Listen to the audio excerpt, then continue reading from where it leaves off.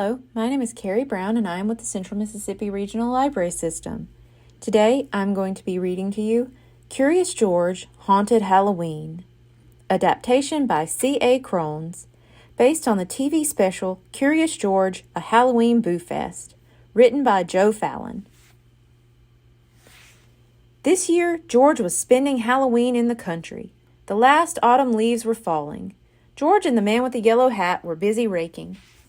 Mrs. Rankins rode by on her bicycle. "Halloween's here! Hang on to your hats!" she shouted.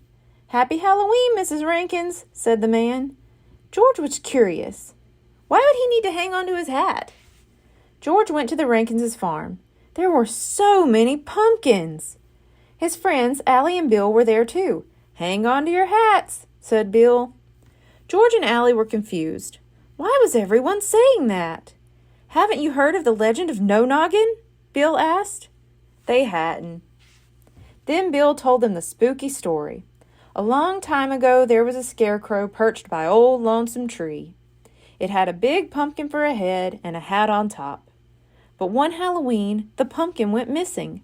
From then on, everybody called the scarecrow No Noggin because it had no head. No Noggin was angry.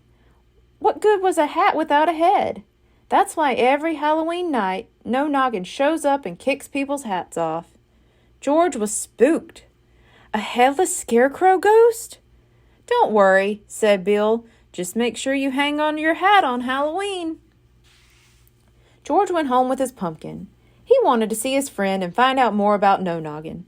"It's just a legend, George," said the man. "A tall tale, a ghost story. It's not real." But George wasn't so sure. George and his friend decided to carve a jack-o'-lantern. George tried to get his mind off ghosts, but he needed to know if No Noggin was real. The next night was Halloween. George and Allie were hiding near Old Lonesome Tree. They were going to catch No Noggin on camera. Suddenly, they saw a shadow.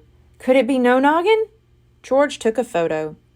But it was only Bill in his wizard costume. Then George and Allie had an idea. Bill could help catch No Noggin with his wizard hat.